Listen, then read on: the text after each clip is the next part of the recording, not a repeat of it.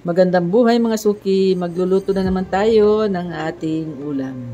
Ayan, simulan na natin mga suki. Ka-ready na lahat ng mga sangkap.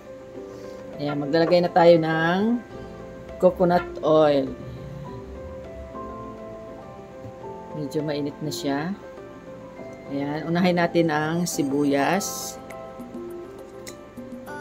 Ayan, hindi pa masyado mainit pala.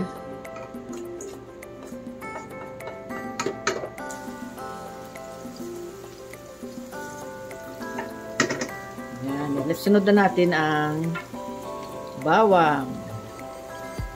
Yan.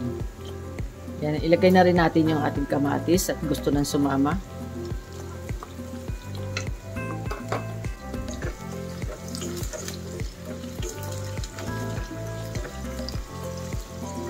Yan, para lalong bumango, lagyan natin siya ng black pepper.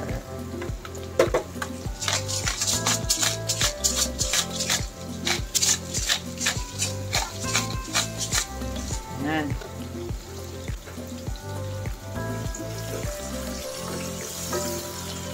Yan, haluin na lang natin siya.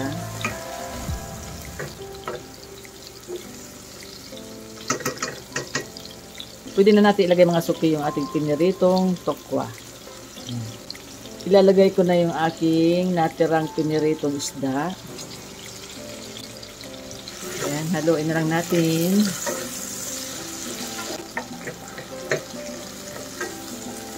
Yan, sarap na.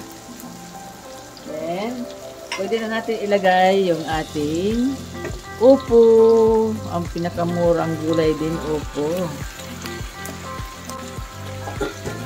Lagyan natin siya ng patis. Yan, 2 kutsarang patis lang. Lagyan na natin siya ng tubig, konti lang. Yan, dahil matubig na yung ating upo. Ayan, takpan na natin siya mga suki. Ayan, tingnan na natin mga suki. Ayan. Dumami na ang kanyang sabaw.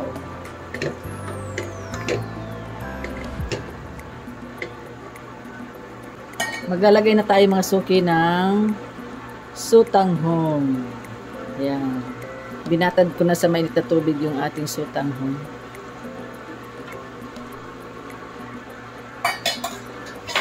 Haluin na lang natin siya.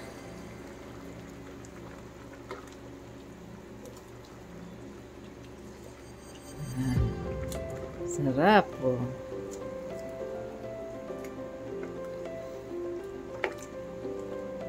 Ayan. Pag may natira kayong piniritong isda, ayan, pwede niyong gawin lagyan ng gulay. Ayan, para tayo ay makatipid sa ating ulam. Ayan, lapit na siya maluto mga suki.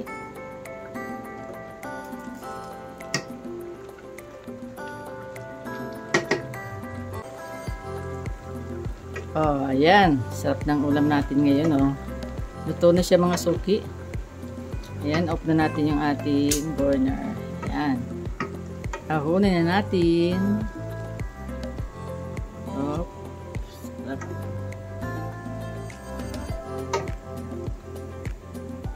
Sarap ng mainit na ulam ngayon. Oh.